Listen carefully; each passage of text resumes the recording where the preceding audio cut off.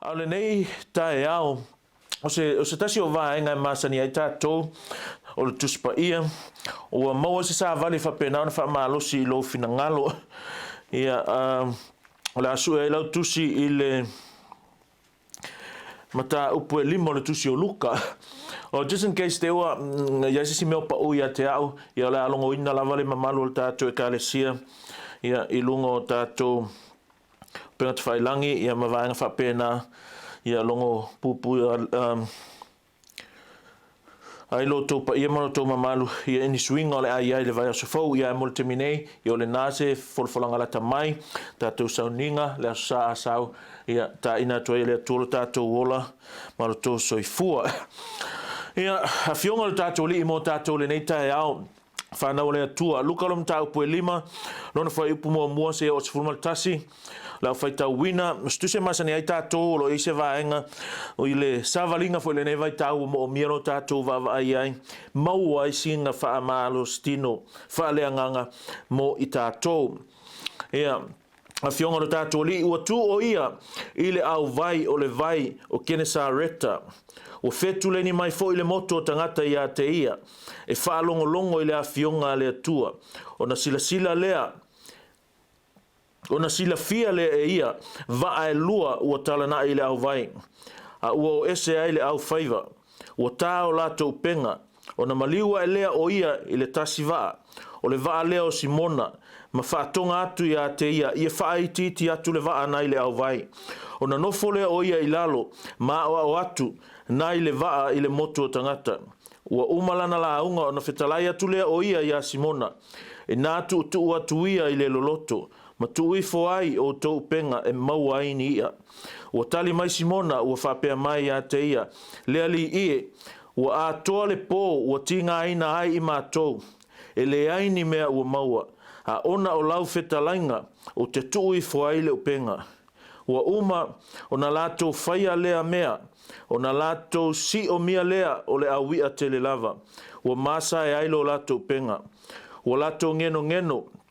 Atu I o lātou o I le tasiva e o mai e fesosoani a te I lātou o na lātou o mai lea ua whaatumu e lātou wa uma e lua ua tālinga o ngoto ai ua iloa e ia ua iloa e Simona Peteru o na whapaulea o ia I tule vai o Yesu ua whapea mai lea li I nā maliu e se ia oi a te au o ulu tangata ang sala wa ofo o ia atoa mai lato uma sa ia te ia wa o le awia o lato maua o whapea fo ia kopo mai Ioane o atali o se petaio o I lato o whaiwhaiva whaatasi ma Simona o na whetalai atu lea o Yesu ia Simona awa e te whewhi e a mata I nei o na pō o na e maua tangata o tuta o lato waa o na lato tuuai lea o mea uma ai muli atu ia te ia.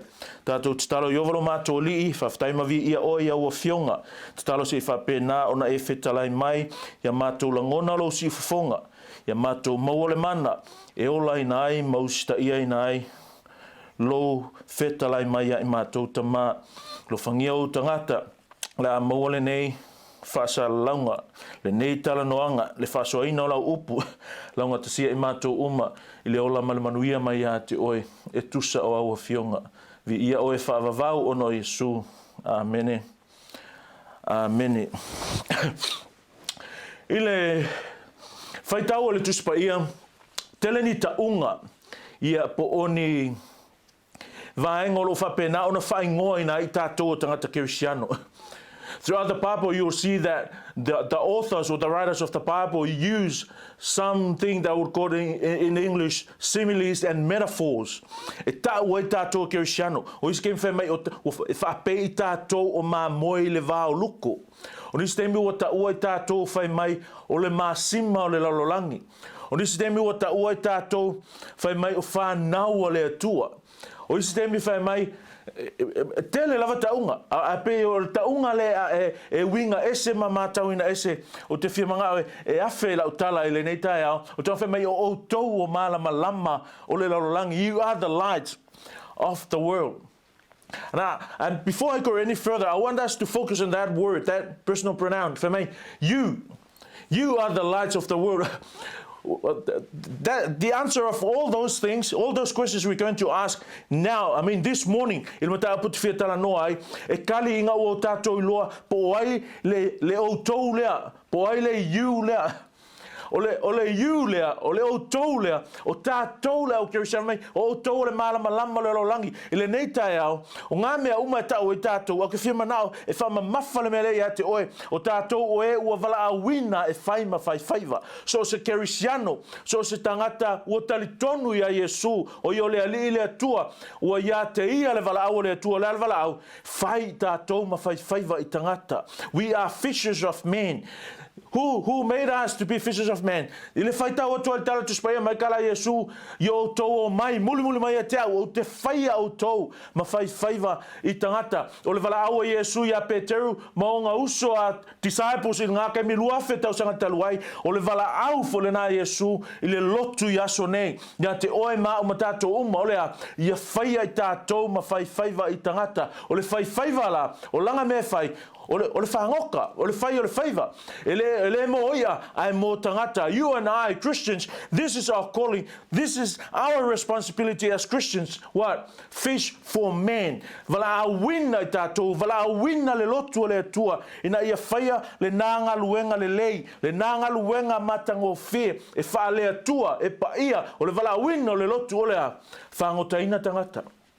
Ele fai ka ko e o ngai si mea uma lava ngai mea uma sau lalo o le vala unga pito I lunga lea o lea faola ina tangata o se mea tāua I le loto o Yesu o se mea wha mua me kala Yesu o tele sau mo e ami o tonu a ia faola ina e angasala o tele sau mo e malolo ina o e mamai o lalo ingo ngakala o le loto o Yesu o le fina ngalo o dato li ia faola ina I lato e le fa pena ona faola ina ai mata wina la se me I pe fa pe va vela so kusi le mata yo fast full male iva male ma reko mo fa po full mal fitu tu stale le u polo fa nga ina makara su come follow me ile mata yo fast full iva mal ma reko tasis full fitu. He's saying the same thing. What? Come follow me. Jesus said, and I will send you out to fish for men. Listen translation, and I will make you fishers of men. First and foremost thing, we need to come to Jesus. We need to follow Jesus. Why? Because when Jesus is present, things changed. Aia Yesu, a fio Yesu se mea, aia Yesu se ainga, aia Yesu se lotu, e sui mea. Menga e mau fai le loto le ale umi kalunga o nga whea ngai lava se ainga whea ngai lava se kalesia whea ngai lava se tangata whea mai alu le lotu ai le vai lava ni suinga onga ni suinga to pito ni suinga wata tau ngali ali mai ma vaia e tangata ai sea folinga mai o le tali le o le e le o iai se mulimulinga e le o iai se sau ia Yesu e le o iai se mulimulinga la se longa e sau ia Yesu nga mafaila iong kupul mea ngai o le fai o oe ma fai faiva I tangata ai la Yesu e ma fai Yesu nga suia mea nga e ma fai Yesu nga velo le fia whangoka ma ka ngaka whangoka ya so uma e ma fai Yesu nga velo le ola au na ma ka ngaka o tui na atu le ola ma nau e whao ngā ina mana wa uma o lona soifua e au o na ai ma tau tuai I le atua ma lona finangalo. Avai le kala lei e ko lua inga ia wa kupo fa fika uli I when I say kupo fa fika uli I le vainga fa le tangata oi o le ainga simonga maronga uso o ankelea ma le ainga o sepetaio asa this is their profession, this is their source of income. We're not just talking about people have nothing to do then go fishing. No, this is their life. Being a fisherman, they fish for fishes to live. E whango ngota e le ngaka ngā ai e whatau inatu. Lea la e le tala lea. A leo sau Yesu whai mai. Muli mai. O te whai au tau ma whai vai tangata. o se lui ke le, o se suinga ke le, o se la sanga au pito sili, o na makila kila o le tu o le me masani ai, tu o le me olai, tu le me mawhanawhana, tu le me le lei ai, ina ia mulmuri atu, ma whai ale fina ngalo o le tu, o le si le songa maa ngai i tātou te vaai ai, a kaukele i o atu i meu te manawe, e whaali ali ate o ele nei tai alfa ana o le tua.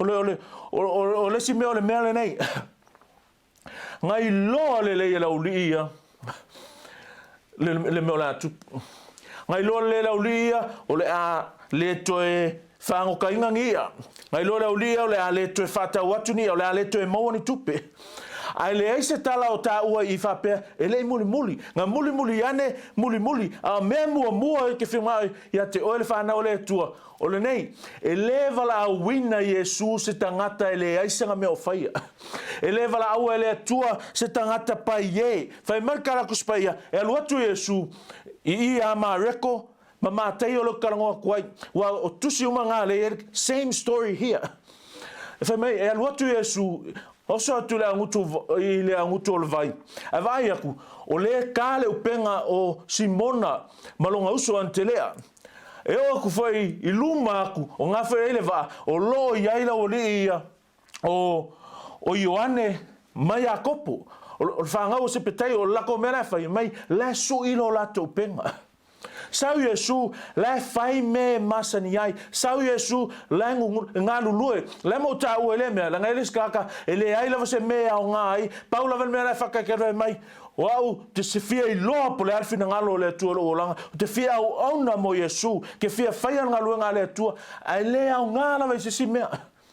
O le winga la o tala, o le alaku Iesu, e le alaku la emo moe, e le alaku la kaf, e alatu o la ngā lulue. Whai mai le a tala Iesu, mai, i o tau muli muli mai i a te au.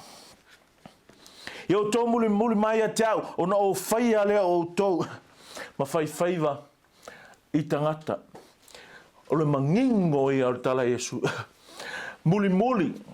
Me mo mo mai i o tau o mai a tau muli muli mai a tau o no fai ale o tau ma fai vai tangata sau mo ia Iesu muli muli a Iesu mau ke mai Iesu o le mea nga Iesu e fai o le fai o tatou none of us le me so ka konga fana o mai e le se fai va mo tangata le ranga ka le me so tatou nga fa ola inga lo pena fana mo le nei o langa i lo mo li mau i lo fai le fina ngalo le tua le ai e mo mia lo tatou ska il fa konga fai matila tila le Iesu fai tu sa o mai le Iesu o mai ata muli muli mai ona o fai le o tou ma fai va i tangata me mo o mea Fatau va lava ia ai o ngai e tātou, whimana e tātou, e va aile nei tai au, e whanau le atua, o le nei.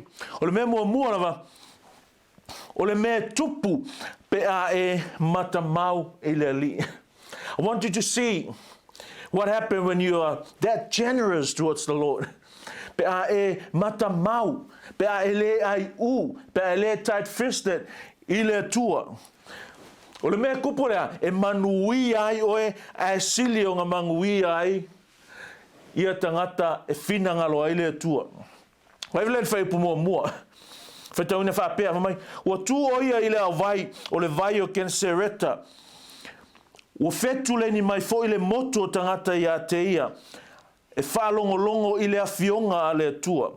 O na sila lea, o na sila fia lea ia, va e lua ua tala na i le au vai ua o ese ai le au whaiva ua tā o lato penga notice this mai o na maliu ai lea o ia i le tasi vaa o le vaa le o Simona ma whaatonga atu a te ia i whaai titi atu le vaa na i le au vai o na nofo i le o ia i lalo ma la aunga imagine pēn whaapea e musu ia Simonga Imagine pa va pe ke le ale si va la fa me ka kuspaia e lua va deliberate lava le filifili le atua o le va Peter a lua va nga ia filifili e Peter e Iesu le va Peter la le fa me fa la tala mai au mai u kara va se o la kuai se mo tu por mele o va ai Iesu le mana onga la ia tangata wale o file mele ia ka nga fa se fainga o la fo ngau lunga le va ai mafai o fai le mele lua va la efe mai o fili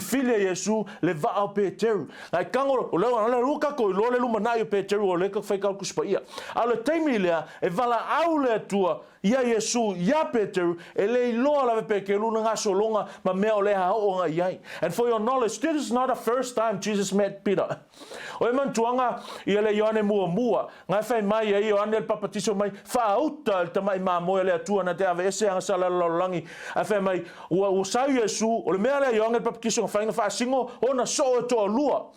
Apparently o so nga ko lua o ante lea le uso pekelu ma Ioane le nku sirku se yongi amela ka kuspa yona muli me o tu ua la o Ioane a muli atu ya Yesu o le mea mua la meka kuspa yo le mea mua la vanga fai ankelea lea inga ua tupul mea nga na ia alu ma au mai Peteru lo na uso mai the first thing Andrew did was to find his brother and brought him to Jesus. That same Peter met Jesus that day. That same Peter lei a ke lon men ku pe falling mai nga ke mi uma me uma na ye ele matua ilonga nga kiliki lele ele matua ilonga ngai lo lele Peteru o Yesu moni le o le tua le fa fenga longa kala langa leta o il ka ko text fa menga fato ai lo mai wa va ai mai lo Peteru Yesu lo inga falling mai ngai lo lava ele ia se lo ai o Yesu o le li ia te ia o ia o le au na ma so e au na fai le finangalo o Yesu lan men kom fa ia au tatou te faatutunga ta au tatou te mata au tatou te lima mau ia Yesu o sa o Yesu fai a pekelu ile mea o le fakulea o le ola le o le faalango manga le o le vale fai vale ainga e olai ko kongi la ko tax ma fai e me mo mi ai le tupe a le o sa o Yesu ask manga o lava Yesu ile mea la faatumu ile loto o le ainga o le va e fai e su e la to tupe e ola ai o le se meo o fa tum ya ke le se meo sili ya te oe ke loe pe la va le mea nga manga o Yesu ya te oe e vatu se iona fa onga ina se fola ile upole tua could be your very life, could be your very talent, your gift. Maybe your place, maybe your money, maybe your car, maybe your land, or anything concerning you that is so dear to you that you depended so much upon. Now Jesus asks for that. Can I have that for the purpose of preaching His word? Mai sa Yesu mai fetuleni mai wo feo mai pressing towards Him. Lalongal kala Jesus saw the need. Ngai loa Yesu le mana onga olea wale ofi le mele fai ia ile loko le ia. And then He asked for Peter's boat. 2 boats were there, and He asked for Peter's boat. You know, if something like that happened, notice this. Remember, you have to keep this in mind for now. O Yesu lea, o lea tua lea, e sila fia mea uma, e mawhaia mea uma, a ua ia vala aulo o langa, o se mea pele a te oe, a ua ke uma winga whama mulu o se a, lea nga o Yesu la wanga ke lo le mea tupu. We know the story of Peter, and tato lo, le ki oa whai pe kelu makai kai o le au so o a Yesu, so se mea pe kelu, so se mea pe kelu, so se mea, I say, lea Jesus knew. E yo nga vai inga les ka nga pikusiringa pa uma ka nga pe o pekelu, but Jesus knew, being God, being omniscient, He knew the kind of man that Peter was, and yet He called him to be a fisher of men. Na ia vala wina o ia e fai ma fai va itangata deliberate lava le alua Yesu il va pekelu. Afale kingo, let's say we don't know these things like theology and all this.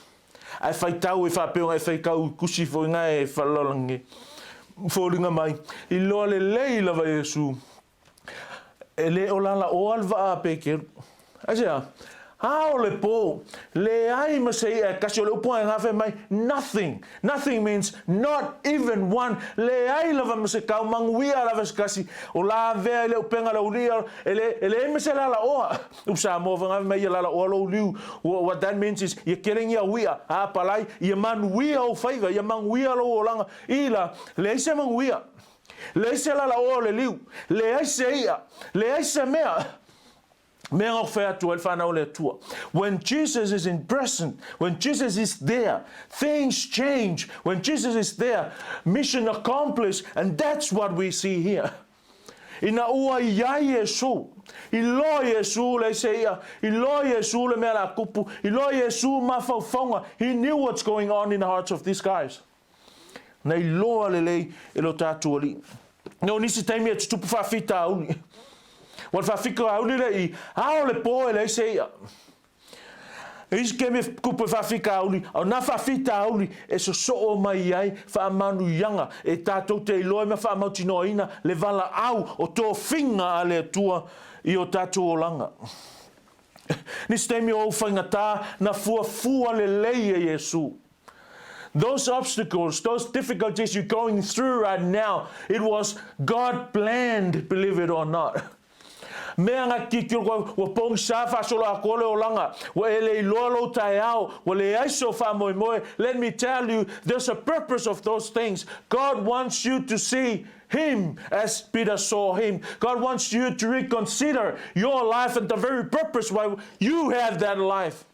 Toi vai. Toe ilo lelei manga whangafa mana tunatu vava ai lelei lo langa pe leo le amatanga le ngā o le tā ino o e na ia tupu le me mga o ai le tua I lo o langa ngā kupu I ape ke o le whainga tā lea o le whawhita uli lea e leo se whaiva kawange ai o le whaiva I longa o lona lea o langa o le Sea of Galilee foi e le whapeo se ocean pe o le Pacific Ocean it's just a lake e uinga ke le E le aila se vaenga o le leiklea, whape ngā o ngā le iai se lama anga o pe kelu I. A e ui le ngai loa, e ui le ngā poto, ngā surrender I le fina ngalo o le tua. Imagine, put yourself in this story. Hao le po o e ki ngā inga. Hao le po o e whangoka e au ngoa, makua I asa la vale whaiva. A koe sau mai Yesu whai aku ia oe, a lai kau furu lau penga peo mena uluang whai. Mai, whaai ti mai le vaai le au vai. Whaalata mai le vaai le au vai. Will you give your vote? If that was you, would you give your vote? Lau e singa I lope ke o le Yesu le whai mera uso o le Mesia o lato maua. Le Yesu le whetuleni mai kanga kaia. E le o mai kanga kaia o se whaiva wala. Iau lengi ia. A leo mai o le fia whaalonga o le upu a Yesu. Le Yesu le leo whai mai ke au. E a vatu le waa. Se I la aunga ai. Would you give your vote? E whasili e a uti ngā. E whasili e a lau wa aie. E le ma whai e stangata manatu whaapito. O ngā whai le mea le ngā whai e peken. Ke leo o kala anga leanga o pekenu le kau ke ngofu makako. E nguku oso e pepelo e pala ai. E le wha maongi. E wha fōlinga. E wha kalkus pa ia o mea o mga ngā whai kakare. Let's see this one thing about this man. He was selfless. Ele manatu whaapito. Na ia tui natu. Lona wa. Na ia tui natu se asset o langa pisingisi. Ina ia whaia ai le fina ngalo o le atua. Whai mai ngā ngofo I lalo Yesu mala aunga. Aisea, langon mana onga, o mai tangata le fia whaalongo longo I le upu a le atua. E le I asa fua la le whaivala o le ia whanau o le atua. E le I asa fua. Jesus ordered the fishes, okay, tonight, no fish should go this side where these guys are fishing. Whaatonu e le atua. O Yesu o le atua. E usi tai mea oma I a te ia. E le iasa fua whaiva lau lia. E le whapeo le anga o le upenga. E le whapeo o valea le o ngā sami ngā whangoka ai le ai. O le fina ngalo le. E se ai loa le Yesu. E kumu loa ia e le wālau lia. Le ai se avangoa e lau ngā ai le fionga pa ia a le atua. Can you see that in there?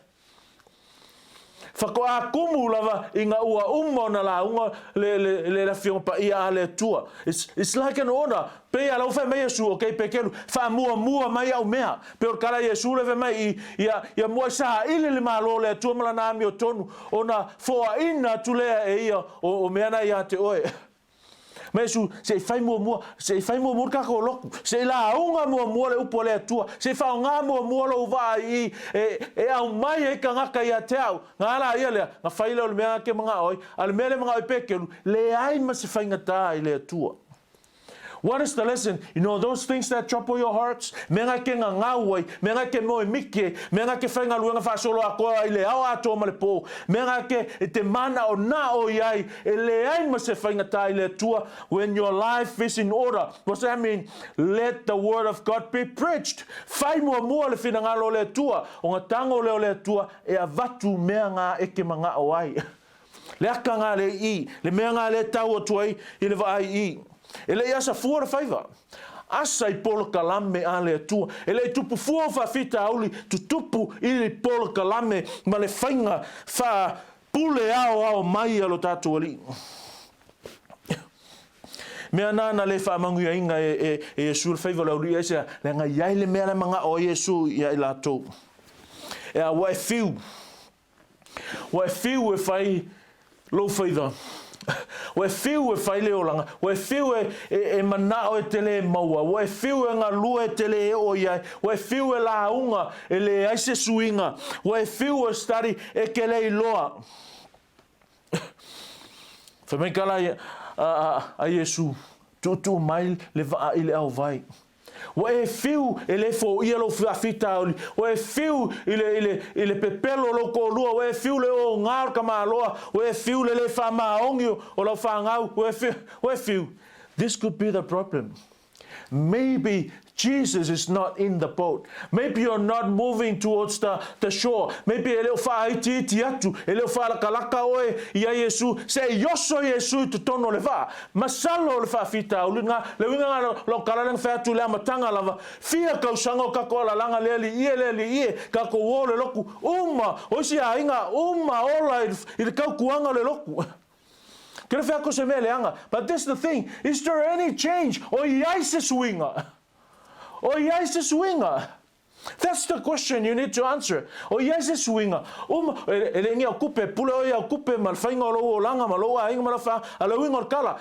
O langa atoa, taimi atoa, halu tato taimi. But this is the question. Is there any change? If there's no change, this is the truth about that. Let me tell you, humble yourself and receive this truth. The truth is, Jesus is not in the boat. Ele o ia Yesu. Langa ia Yesu, deliberately, naturally, unstoppably, change will take place.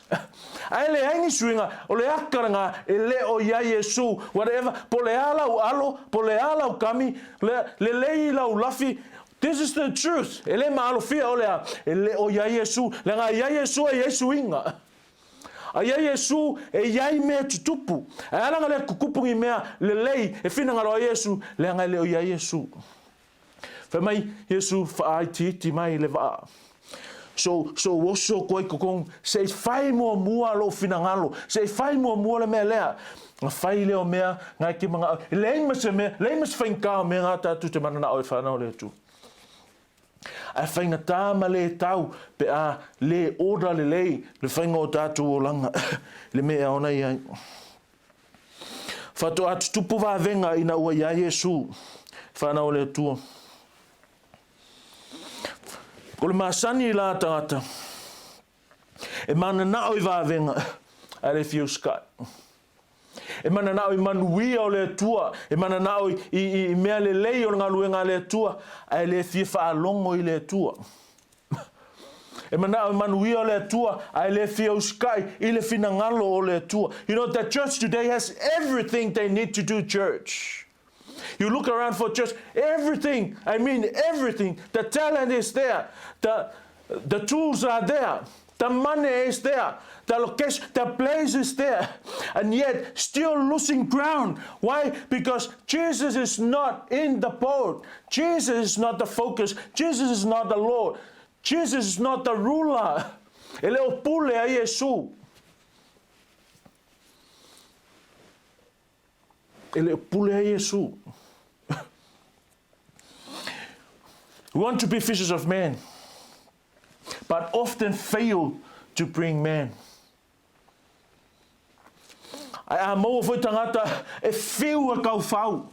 I'm talking direct to pastors now. I say, se le muli mulinga. Se le mea ngai muli muli ai tātou.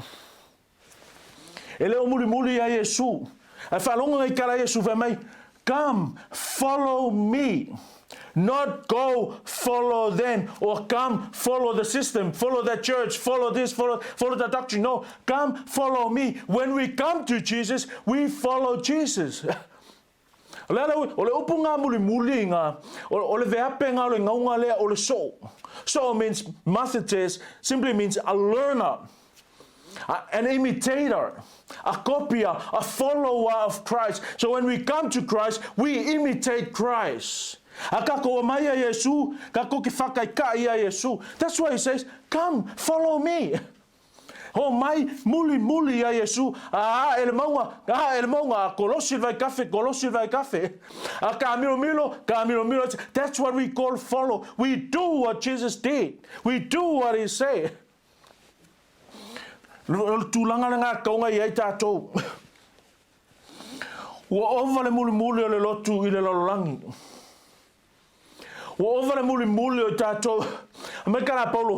Do not be conformed to the pattern of this world, but be transformed by the renewal of your mind. That's the problem most times. We use our mind, we judge things by our own judgment, by our own preference, instead of checking what Jesus want to say. O le mele kupu le loa oe le finangalo Yesu, e muli ai oe i le kainga se. E conform mai oe i le pattern ale lololangi. E le whamanga kuas ke siango se Halloween whanau le tua. Halloween, no room in Christianity. E le whamana tuas ke siango se Diwali. If you study the history of those things, you just couldn't believe it. It's demonic in its origin. We don't celebrate Diwali. We don't celebrate Halloween. Those are the ways of the world. Simply. O ala nga o le lolangi me mesu muli mai a tau. Nang le fa o tele temi wa esele me muli ai tatou. Muli ai Yesu. We don't follow Jesus for profit. We follow him because we love him. We don't follow him so he can bless us. Why? Because he always wants to bless us. That's his heart, to bless us. If we follow him because we are blessed. We don't follow him in order to be blessed. We already been blessed a lot, and that's why we ought to follow him.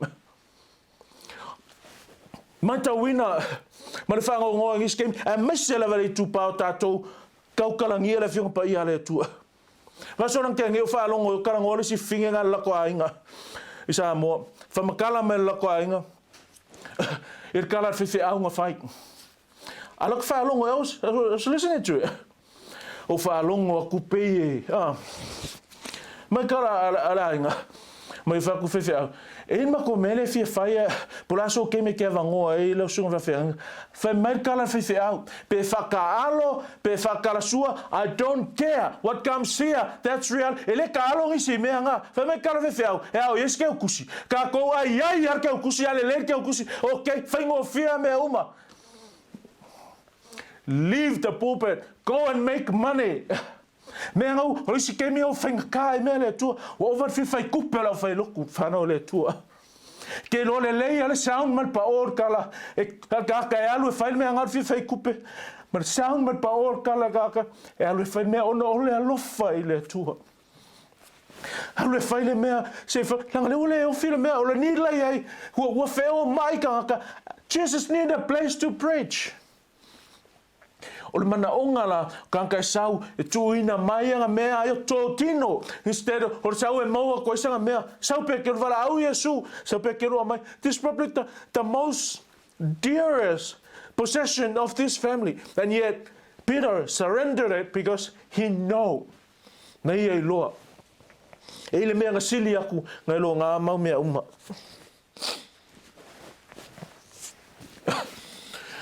E lua vai I Hoki ngalo e keu, ai piki le tua le vaa o Peter. You know, his calling was personal. Whanau le tua, that's the principle here. God's calling in your life is personal. Ko kele o loo maku kua lai, e hindu mosalemi ma le ongi loku ma ai wala au le tua I lolo makua.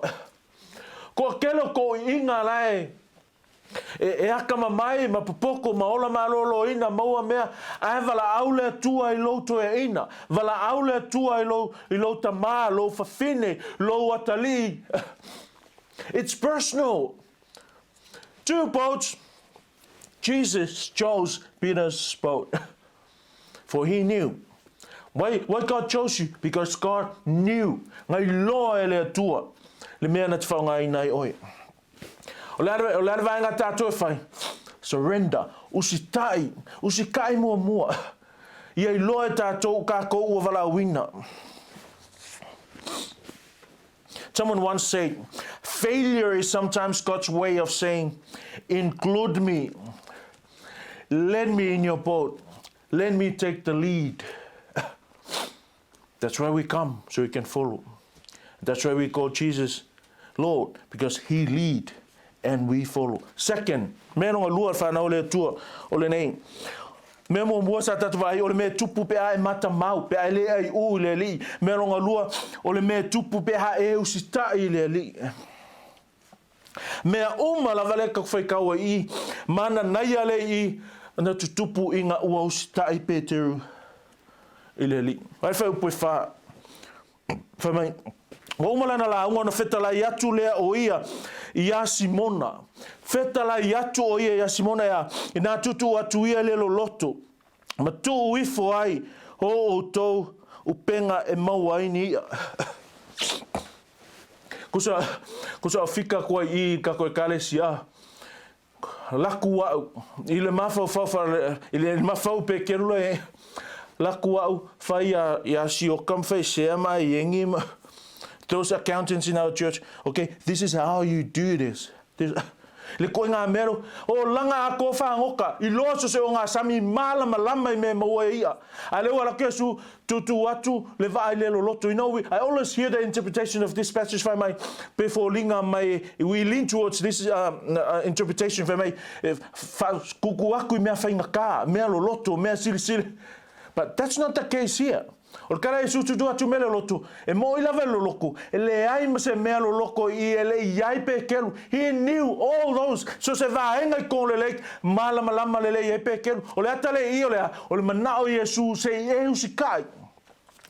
The very thing that you have, the very children that you have, the very spouse that you have, the very assets, properties that you have, those are the same things. You tried and failed. Let Jesus give you the order how to use those things, how to operate these things in our lives. The very lake Peter was fishing the whole night. The very boat that Peter used, the very net, very same things that Jesus told Peter to do the same thing again. The difference is Jesus now is in the boat. That's what makes the difference. Pela vão ofertu. O ame tato te tau mawhai ei, e kukusa lava le iunga ka vili a ki o ka vili mai, e kukusa lava le kari, se I vanga nā lava o ia Yesu, mami ngoi e tusa e ma le upo Yesu, le upo Yesu, petelu, tutu watu le vaa ile lo loto, ma tu uifo le upenga I lalo, e maua mai aini ia, whai ma le mauti noa. Talk with the authority and the assurance, because he is God. O whainga whia pe ke runga karia. Pe umalava e whōlinga mai e le I whainga whia. O langa a koa, I loa mea uma kau whaiwhaiva. Wharonga whaler kala a pe ke lu, whaupo e lima. Ua tali mai Simona ua whapea mai a te ia. And I like the start of Simon's answer, Peter's answer. He says, lea li ie. This word leli is not Lord, it's not kurios. O le upu master, o le upu whaiaonga, o stangata e se tūlanga. Le whea kara pekelu, le whaiaonga e, le awa oe. Ua atoa le pōtinga ina ai mātou. And that wasn't a lie. That was not an excuse for not desiring to obey. It was the truth. The truth is, hao inga le po o kinga inga ai. E whai mai lora ha ona o lau whetalainga. Ona o lau whetalainga. O te tui fuai leo penga. How's that sound? E ui lava le tuanga fio fai e lei lava se swinga. E ui lava na fio e fai lo a inga e le folinga mai e le ma fio kakaro fio fai. A fe mai kala a pekelu I. O ki fi mga fai makako kala. Olea, a ona lau fetalainga o te tiu, o te tui fo ai le upenga. Ona lau fetalainga. Mai ua hao le po. Nisi taimi whanau le tua. Ua lava ngā vevesi. Lava ngā popole. Aia, whai mua mai le mea le whamulmul. Olea, usi tai I le si ufafonga o le tua. Usi tai I le mea le manao ai Ia Yesu. Ho e alofa. O le mea ngai mga o Yesu. E te alofa I le ali. That's what God wants. Lai whatonu ina I tātou. Ia e alofa I lo o tua ma lo loto atoa ma lo malosi atoa. Whatonu. E lo le alofa o e le tua I au me whai. O le usikai. O fuanga o kako usikai. E te alofa I lo uso. Te alofa I lesi kerisiano. E te whaamaha ngalo. E te whaamaha oni I mea ua vatu e le tua ia te oe. E ke kaukara sao, e ke le whaalo alo, e ke le pepelo, o e whaia name, e te whaamaha oni. O e ko anga I mafutanga, o e alo le lotu. O e whai tau ia fionga pa ia ale atua, o mea umoi o ke laula watu, o lo whaatonu I nai tātou, o e alofa moni I lau whanau, o e le whaono I lau whanau. O e ngā wai I lau tane, o e alofa I lau ava, o e ava I au mātua, o e moli mau, o e le mai a ke riso malantala lei. Mea umana, ali e lo tātou sitai, Ia Yesu. O ni semi le lotu o te leo tātou I loa, a le aini o tātou uskai. It's no one do. O le loa ma le fai. We'll always face hardships. E leimas whatonunga le tua, e whaingo fiel tele teim, whakekainga kako vai kala kuspaia. Whakia ionga, e alungi ngewa e osol wa alu I kāsesa. E tau nuu ale mana onga o le tua, e uska ia ele whatonunga, ua manongi le anga, aisea, osol mangavo le ia, whaka o yo, karukano lea, le ustai. Lan men kupu ia mosi. Fai aku e kau kala maarona, fai aku o maarona, kau ka kala le papa, ina ia saule vai, e wha fei nua nu. Ala ku mose, ka le papa. Le ustai. Le alonga tanunga, e le yo le nu na fola ina. E iai le costo le tato le ustai whanau le tu. We will still be his children, but we're gonna pay a dear price. Why? Because God is righteous. E ami o tonu lava le tua mana whaamasinonga. E whai ako e alu, e a maile ngu, e whai mai kala mose. O ai au te alu atu e me whai atu ia wharau. E whai ako e maile ngu, e whai mai. Whawhiwhenga o whai atu. Whawhiwhenga o whai ako e whai maile ngu. E lei wha ali atu le atua ia te oe. O le masani le tātou. E le longa se mea tātou te alo ai. Alo I, alo yo, alo aku, alo mai. O le mea le mga o mia. O le usi tai. Usi kai. O pei. Usi tai tātou. I lor fina ngalo le atua. Ma whaia, ta question. Okay, sorry. Feso, o e usi kai fina ngalo le atua. Let me ask you, o e usi tai fina ngalo le atua. Leango le mea le mo mia I tātou. O le usi ta inga pe o faku fato atupu malavaisi me manga ia ia pe kelu malona o langa wauna inga ua te ale me lea o le mea o usi tai pe teru ia Yesu. Fako a maule mana onga I le tino ina ua usi tai ia Yesu mai masa e sai penga ngoko vai lua kele le ia o le manga onga ngalo o kaka fai faiva o le fia mau ngia a sa Yesu fai ovaku. Faki a mose a me kala mosi ke le loka o kala me kala Yesu o ina faia a me tala le tu o ina faia le ngutol tangata every command so se me fa tonu ina itato that would be always our first reaction our first response o ke le mafaia o te le ya I'm not fa kala I want to read this we come to an end malolo sa paule kala Mose. Whamai, ona whai atu leo Mose ia Iova, a e alofa lea li ie. Se vai. E whai ako e alo e kaukala nguko e mai, a e alofa lea li ie, o au le tangata e lei loa whaila aunga. Talu ana mua, maona po nei, o e whetalai mai aila o ona, o le matala lo ngutu, o le matala foi, lo lau whaiva. A whanongo na o tala lea, tuon whetalai mai lea o Iova ia te ia, o ai ea na whaia le ngutu o le tangata, po ai na whaia le ngu, po le tutuli, po le vaai, po le tauaso, e leo au ea o Iova. Whanau lea tua, o ani o vaivainga, o ani o popolenga, God doesn't care. I loa le e le tua, kusa anga se kangaka le kua whea kia Mose, o lo kei loa lo nguku valea, o lo kei loa lo le mwhain kau kala, me ngā whasfulu ai kau sanga, o kau ole lo ko lua, e le ioea kulava, e le ainga ko lua ngofo mo lo ko lua, sea, le angai valea lo nguku. I know that. No, sometimes God works in our weaknesses, so the world can see how mighty our God is. O iske me e whaungai le tua tama vale, whaungai le tua lo tatou le anga vaa, e whaia e lona whinangalo. He's just obey. Condition, obedience. O texi e whamekala, o le mpau le mea mo mia e Peteru I, o le usitai. All he needed to do was do what Jesus told him. O la le songa, whai mua me whaatonu ina I tātou ele tua. On tutupule o me le leilo tātou olanga. Whapea ua le loa Yesu ngā asal whaiva. Ngai loa le leia Yesu asal whaiva. And he still did what he did deliberately. He doesn't need our experience. He doesn't need our expertise.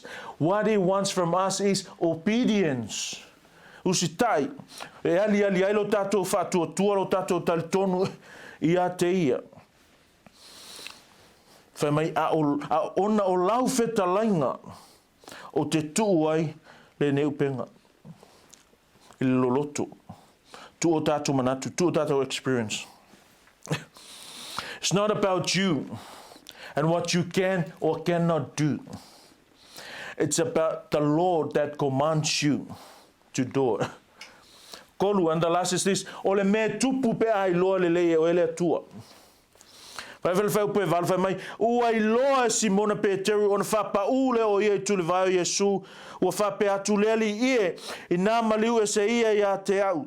A wā o au le tangata anga sala. Kala e sauma le nguto le tangata sala mō. Tangata ua I loa e pa ia le atua a ele o ia. E sili le atua a ele o I whamai. Le ali ie. Na alu ese atu e ma au le tangata anga sala. One of the great scholars of the Bible say these things. A Christian supposed to repent every day, confess his sins every day, realize his sinfulness every day. And that's what happened to Peter here. That's what happened to us. Nós que me ua over ka kofia pa ia, ai leo uska inga ngā lai mga o ile tua. E te lolo leanga va. When you know God, you will realize how unworthy you are. Mea whai kala kuspa ia ina wai loa I seia le mamalu malpa ia o le atua. Hamai loa I o langkala. A wea ue le tangata lau ngutu leanga.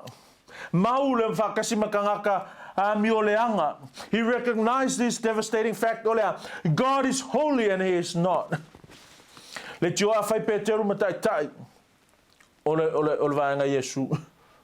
Asea, ainga I whai mai, a wā ua ofo o ia, whai mai, ua ofo o ia a toa mai lato umasa ia te ia. Ko kele la ofo a kasir whapa u.